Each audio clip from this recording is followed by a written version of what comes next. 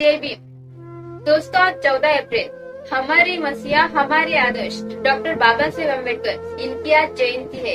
दोस्तों, इस भारत देश का एक बहुत बड़ा वर्ग है जो बाबा साहब को माँ और बाप दोनों का दर्जा देता है। एक बहुत बड़ा वर्ग है जो बाबा साहब को अपने जन्म देने वाले माँ बाप से भी आगे रखता है।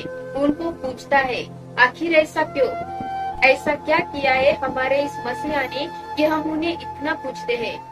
दोस्तों, उनके एहसानों की लिस्ट बहुत बड़ी, बहुत लंबी है। बस एक आध छोटी सी बात यह बतानी चाहूंगी। दोस्तों, आरक्षण एक बहुत ही छोटा सा शब्द है। बहुत बवाल रहता है इसको लेकर और बहुत चर्चा में भी रहता है। दोस्तों, आज मैं आसान भाषा में आपको बताऊंगी कि बाबा साहब ने हमें आरक्षण देकर क्या किया है। दोस्तों, इस भारत देश में कुछ ऐसे वर्ग है जो हजारों सालों से शोषित होने का इतिहास रखते हैं। फिर वो सामाजिक शोषण हो, आर्थिक शोषण हो, राजकीय शोषण हो या धार्मिक शोषण हो, हर तरह से ये वर्ग पिछड़े थे। शिक्षा की गंगा जिन तक हजारों सालों से नहीं पहुंची। दोस्तों, आज के दौर में अगर हम देखें तो आज भी कई जगह पर ऐसी ही हालात है।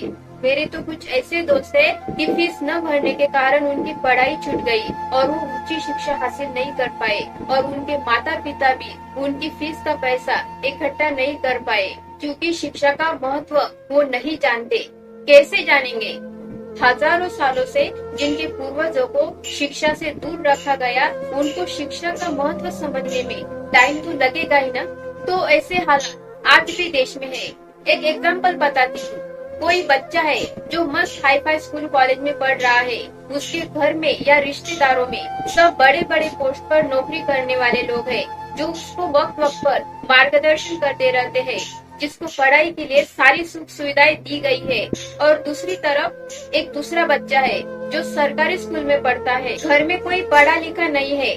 क्यों नहीं है, इसकी वजह मैं बता चुकी हूँ। उसे मार्गदर्शन करने वाला कोई नहीं है। उच्च शिक्षा का महत्व समझकर वह संघर्ष कर रहा है। कहीं पर जाति का भी वो शिकार हो जाता है। ऐसे हालातों से लड़कर वो अपनी शिक्षा पूरी करता है। और उन दोनों बच्चों का अगर कंपटीशन किया जाए तो क्या वो बच्चा उस पहले वाले बच्चे की बराबरी कर पाएगा? नहीं दोस्तों, नहीं कर पाएगा। अब एक दूसरा एग्जाम्पल देखो।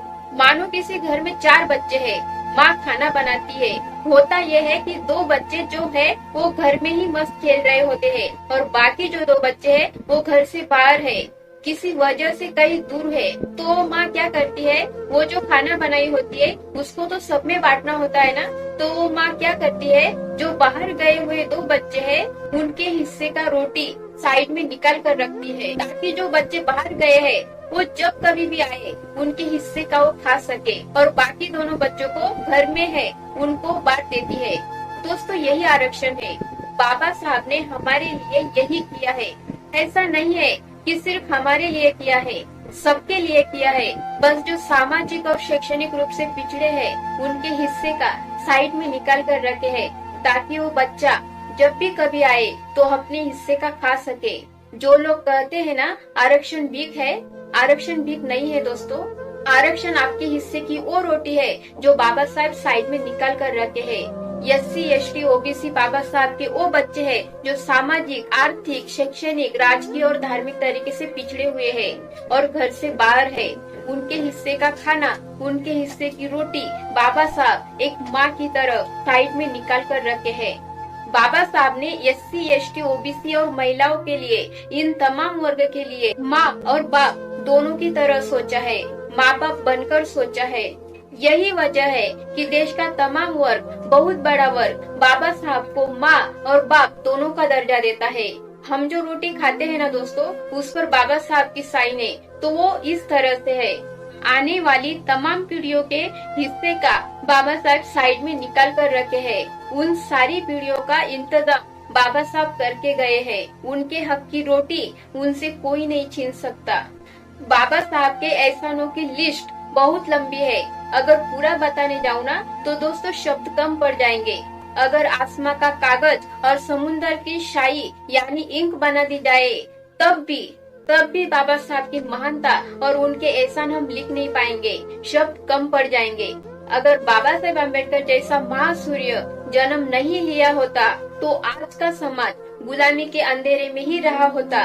जो बाबा साहब ने SC ST OBC और महिलाएं इन तमाम वर्ग के लिए जो सोचा वो शायद कोई और नहीं सोच पाता। इस ज्ञान के महासूर्य ने अपनी ज्ञान की रोशनी से हम सबको रोशन कर दिया। ऐसे हमारे मसीहा जिनकी वजह से आज मैं और आप सब सम्मान से जी रहे हैं, उन हमारे आदर्श हमारे पिता उनकी जयंती पर मैं उनको नमन करती हूँ और आप सभी को उनका जन्म मतलब हमारा नया जन्म है दोस्तों, उसकी ढेर सारी बधाइयाँ देती हूँ। जय भीम।